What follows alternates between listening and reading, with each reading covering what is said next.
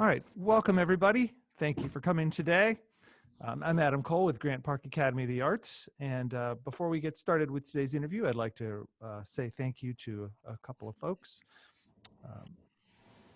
First, I want to say thank you, as always, to brassandwinds.com, Quinn the Eskimo Company. These are the folks we trust when we are looking for brass or woodwind instruments. They're the best on the planet, and they've been very helpful and very supportive to us.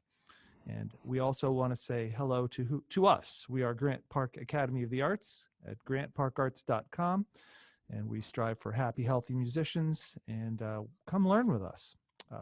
And in that vein, I'd like to introduce you to our speaker today, our friend, Miss Adelaide Federici. She is our violin instructor. How are you, Adelaide? I'm all right. How are you? I'm terrific. It's great to see you. Me too. So I'd like to start just by having you introduce yourself to the viewers. Tell us how you got started, who you are, and what do you do? Well, I'm a violinist, and I actually started when I was 2.5 or 3. I even called my dad before this to find out, and nobody really knows. So, That's um, very young. Do my most mom violinists was, start that young?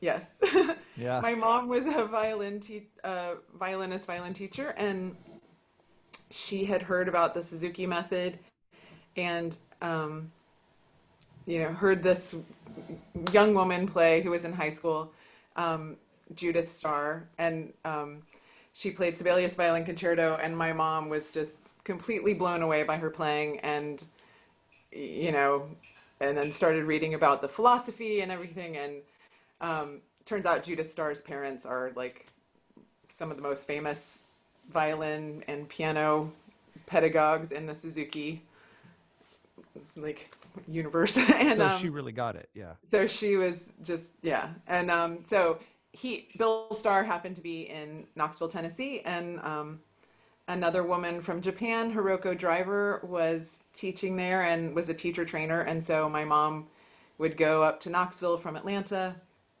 and bring me along as her little guinea pig. And yeah, my first violin was actually a Cracker Jack box that I would just practice holding under my chin, and that was my lesson. It's Oh, just let's make sure people understand that wasn't you just playing. Somebody suggested you do that to begin no, learning how to. this that was my whole lesson, was hold pretend this is a box of Cracker Jacks. I would just sit there like this, and actually my first lessons, um, the minute I looked up from my violin, my lesson was over. Wow. Is Yeah. that Suzuki or was that just your teacher? Um, that I was really little. I mean, that was really little, and my mom was doing teacher training. So I think, I mean, I wouldn't say everybody has a 5-second lesson when they're starting, but my mom was learning all the stuff to teach at the time, so that would be the rest of my lesson. I understand. But I mean, Well, can you tell developing us focus. what? So you started off by talking about Suzuki, and it had a profound influence on you right from the beginning. Before we talk more about that, what is Suzuki, and how is it different from other ways of teaching the violin? Mhm. Um, so Dr. Suzuki was grew up in Matsumoto, Japan. Oh, my dates are horrible. A long time, like in the 40s, maybe. Like he moved to Germany to study, um, and when he moved to Germany, he was just having so much trouble learning the language and just didn't know, you know, was really struggling. And then he like looked around, and all these little kids were able to speak German just fine, and he was like, huh. And so it got him thinking about how we teach music, and that maybe we could teach music more like we teach a language, in that when you're learning a language, you're surrounded by people speaking that language, and that's what makes, you're growing up in a house of everybody speaking French. It's easy to speak French because you just hear it all the time and you're immersed in it. And so that's like thing one is a lot of listening and listening to good quality. If you're listening to, um, you know, me speak French all the time, which would be very bad, like you would not learn French very well. So high quality listening. um, and a lot of repetitions, like um, actually, let me say the positive reinforcement, I'll say, is the next thing. So your mom says, mommy, or whatever, mom, and the baby says, ah, and they're like, they don't say, no, I said mom. Like they say, oh, great. But they keep improving. Like we're not done because they got close. We're always trying to improve their mom. So when they're 18, they're able to say mom better. Um, and uh, and then once you learn how to say mom, we're not like got that word checked off, done, and like you do keep improving it. So repetition and review is very important. So In the study of the in violin. the study of violin and Suzuki, Hmm. in that like we're always trying to improve. Like you've gotten your technique so far. When you go back and play that piece you learned a year ago, you can bring it to a whole new level playing wise. Delayed reading, and this is most controversial of the Suzuki tenets, kind of. And that is that you learn how to read after you learn how to play. And in the Suzuki method, it's, if you're starting when you're 2.5, most children are not reading books at that time either. You learn how to talk before you learn how to read. You learn how to play the violin before you learn how to read. What's gotten it kind of messed up is, when the Suzuki method first came to the States, some kids were, they're like, oh, these children are playing Vivaldi concerto, so that's when you learn how to start reading. But, in Japan, those kids would still be 5 years old playing Vivaldi Ah. concertos. So it should line up about with when you start reading in school. So, so if I have later beginners, we start reading pretty darn quickly. Like, so it's not this huge gap between playing and So reading. let me see if I understand this, because this is actually new to me. I have had some experience with Suzuki, but I didn't know this. That the delay in reading wasn't meant to be a delay until you get to the Vivaldi concerto. Okay. It was meant to be a delay until the child was developmentally ready for reading. And in Yes. Japan, they were doing such a great job that those kids were playing Vivaldi at age Yes. 5 and they were ready to read. Right. Yes, exactly. And another, like another big reason is not just developmentally, but also like um I'm using my music stand, but as to hold my screen here. But if I'm trying to read music and I'm looking at the screen, I'm like I'm looking at the music here. I'm more worried about looking at the music than like having any kind of decent Ah, posture or violin hold and just your basic setup, which is extremely important in violin. that's really So if that's fascinating. not solid, it's easy to get derailed once you start reading. So essentially, the act of reading is a physical act that you need to master after you've mastered the physical act of playing. Yes. Well, That's I'd use the term mastered loosely. well, so am I. I guess by mastered, I Yeah. just mean having integrated and can Yeah. mastered the way a child masters speaking, Right. which isn't, you know, that's Yeah. really interesting. Yeah. So I teach Chinese children how to speak English. I work with a company to Mhm. do that, and I've been reading a lot about it. And something I didn't realize was one of the theories about that is there's a difference between language acquisition and language study, that they really want to make it's not the same thing. I thought it was the same thing. You study a language and you can acquire it, but they say no. Some people say there's two different things. One is to acquire the language, which may have nothing to do with learning about its grammar, and the other Uh-huh. is to study the language. Can you speak about that in terms of Suzuki? I haven't really heard that, but that totally makes sense. And because um, I know I sent my kids to a Spanish immersion preschool, and all the things they were doing there, I was like, huh, this is just like Suzuki.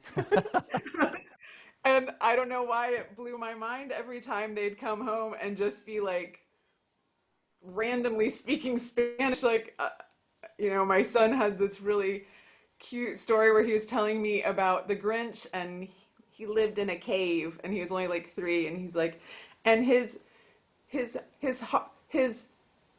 corazon was so, and he would just randomly say these, and I don't really speak Spanish, and Uh-huh. but I did study Spanish for 8 years in elementary school, and I'm an ace at counting, and that's about it. I know my colors. Yes. But yeah, so I would say it's more like the acquisition part than for sure. Good. We can come back to Suzuki later if we want to. I'd like to Yeah, I know could more talk for about days. what the, oh, right, of course. And it's very important because it's the way you teach, and that's essential for this.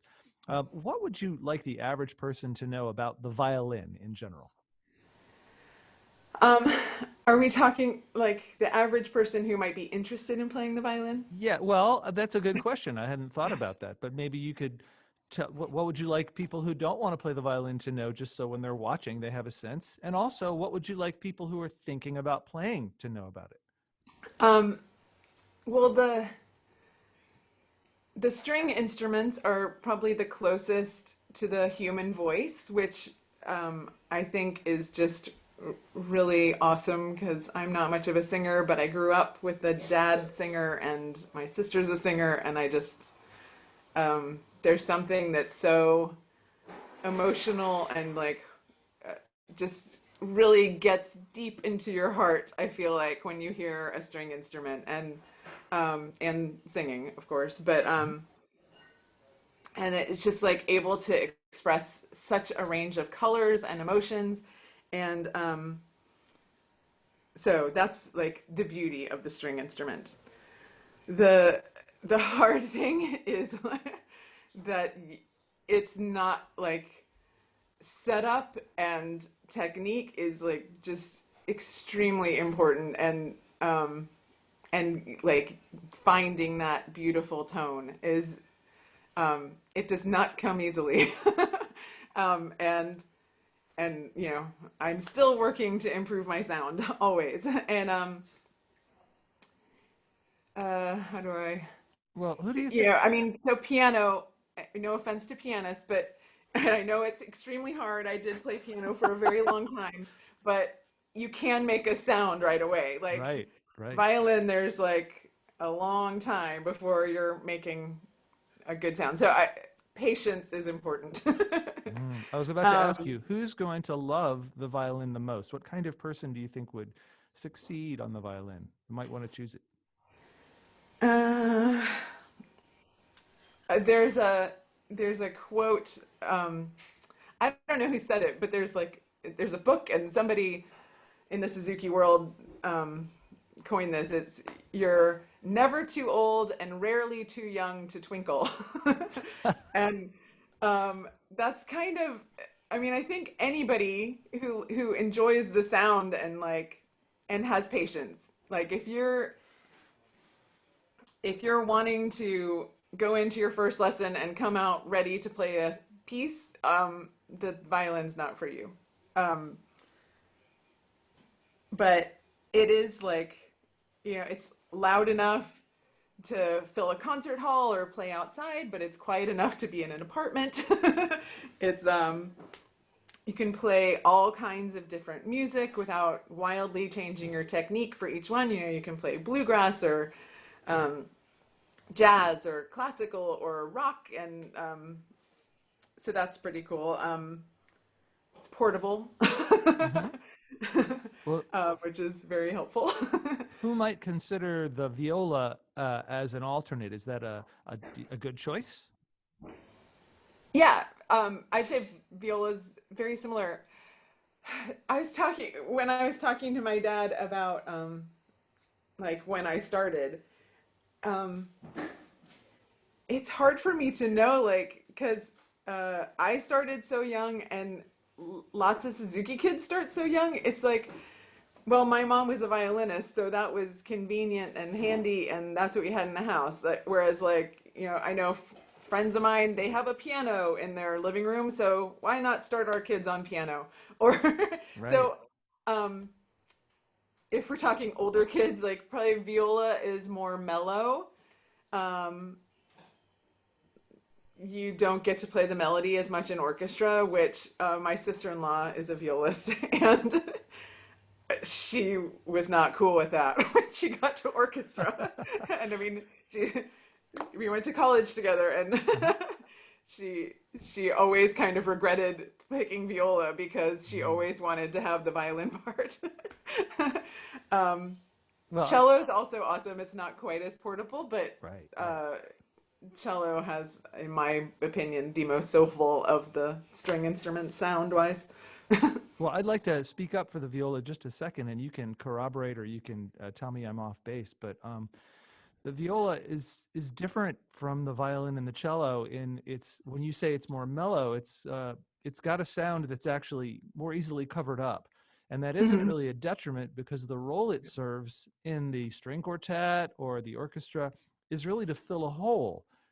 And when you take the violas out of the picture, you get a very bright sound, but it can be kind of grating. And the viola does this wonderful job of gluing orchestras together. And Yeah. so for people who aren't necessarily interested in showing off but want to be a part of an ensemble and feel like they're important, the viola is actually the best example of the essential but overlooked instrument. Yeah, yeah, that's true. Yeah. And Uh, it does, I mean, I minored in viola in grad school, and it it does like have some really, it can make some beautiful sounds that you can't on the like that dark brooding sound, which I just love. yeah, and in combination with other strings, that it's Yeah. perfect. Yeah. Yeah. Well, tell me about your favorite music, either for the violin or just maybe in general. It could be polka, whatever you like. What's your favorite music? um, my favorite composers are probably Shostakovich and Prokofiev, and um, yeah, I like the Russians, the more turn of And the these are century modern Russians. Russians. You like, well, Yes, modern in 100 modern, years ago, old but time modern. modern. Tell me, this is sometimes very dissonant music. Why do you like it? Mhm. Um, I just like that you can just, I don't know, feel it more somehow. Like my daughter's a ballerina, so we've been watching Ah, all the New York City Ballet performances lately, and they just did Shostakovich Piano Concerto, and it's just you feel everything so much. And that one's not even like very dark compared to other Shostakoviches, but I yeah, I can't yeah. exactly describe it. It's just like it gets you deep inside. Yeah, yeah, I understand. What about your favorite music on the violin that you like to play and like to teach? um, I Sibelius is probably my favorite violin concerto. Um, it's like it's like Spinal Tap in the D minor is my favorite of all keys. The They're saddest of all keys. the saddest of all keys. And there was a time in college where everything I was playing was in D minor. And my teacher was like, please, can we just pick something in a major key? Like, um, and so Was it F major? Did you pick F major? I think I It's a picked, music joke. I can't remember. Yeah. But I think I picked like the darkest thing I could find in a major key. But yeah, I definitely like and even like the younger kids, I really like teaching like there's this piece called Russian Fantasy, which I'm pretty sure is in D minor. And but it's very simple, but it's like got that brooding gypsy quality to it, and it's um I just my sister used to joke that it's so fun to play, have all these things you can play, but have that one piece that you can really go to and just, sing your heart out. Like if you're having a bad day and you can't say your emotions, but you can play Russian Fantasy and just get, get in touch with your feelings. And I used to do, you can tell me, I don't remember at all what key the Raindrop Prelude is in by Chopin. Oh, yeah, I don't remember offhand. I don't remember, but I would only, I was working on that piece in high school, and I would only play the storm. I would never play the opening raindrops or the final rainstorm going away. I would only play the storm. Like, Well, to reassure people that might like to study with you, what pieces not in D minor do you like so that they know they'll get to play all the keys? oh, I'm gonna play a piece in G major too. Oh, If good. you have, Well, I'm let's gonna hear play it. my favorite piece from book one, which is in G major. Okay. It's the Bach minuets. Like I like all the all Bach is really fantastic. Although my favorite is Partita number 2 in D minor. Well, um, okay. Could we hear the G major, please? you're like my teacher. Just please, one thing. And for those interested in studying with me, we don't even learn D minor until you're like in book 4 or 5. So the whole first book is in A major and G major. So there are lots of sunny times ahead. So.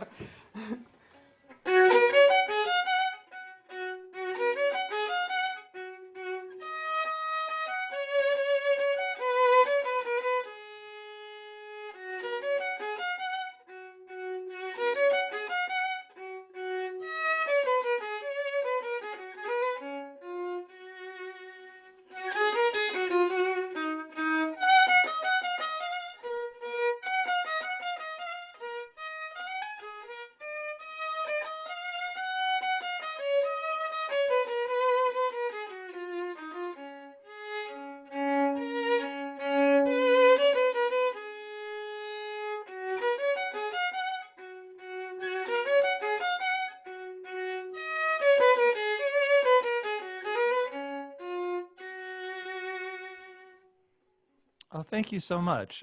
Yeah. I've accompanied that piece many times, and the children are delightful when they play it, and it's fun to hear them play it in a group. But it is really nice to hear an old saw like that played so beautifully and professionally. Thank you. And that goes to what I was saying earlier is just I probably learned that piece when I was 4. And Yeah. so it's been a minute. Like, probably like half a century almost. Wow. And yeah, so things improve if you practice them regularly. That's a good lesson. Well, let's cut back to Suzuki.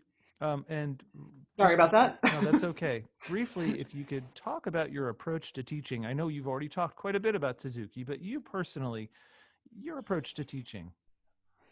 Um, well, I try to make it fun. Um, but by fun, I mean, I mean, I'm really strict. Yeah, but um, the funnest thing for me on the violin is being able to play really well and to have be really comfortable and confident and like um, I don't think it takes like a ton and ton of work, but I do think it takes consistency. And so for me, it's really important that my students practice regularly. Like I would much rather them practice 5 minutes for every day than an hour a week on Tuesdays. um, Suzuki also has a saying. He used to say, "Practice only on the days you eat," and so that's kind of my philosophy. I and I try to, one of my students right now is 5, and it's been particularly interesting since we've been in quarantine doing his lessons over Zoom. Yeah. I mean, teaching a 5-year-old in person is tricky, but um, we just mix things up a lot. And, he'll practice his violin hold and tell me about what he ate that day. And then we'll work on Twinkle, Twinkle, Little Star, and, we'll play through that and maybe work on a little section or a bow hold or something. But then we'll sit down and then with him, we're doing like some kind of baby beginning theory where, we'll talk about the musical alphabet or we'll practice some, simple rhythm note reading, like different beginning reading, and um, but I mix it up a lot, so it doesn't feel like we're working on this one D being perfectly in tune for 30 minutes. That's nice. That's Yeah. good. But we're still working on that D, but you just don't notice. Right. So basically, you're taking the long view. Yes. But also like really like concentrating on all those things, but um, get doing the work without it feeling like work. Right. Hopefully, is my ideal. Well, is there anything else that we haven't covered that you'd like to mention? Anything you wish I'd asked? Um, I'm trying to see if I took some notes. I don't. The one thing I would say is it's really just one more thing about Suzuki, is that it's really parents are going to be involved.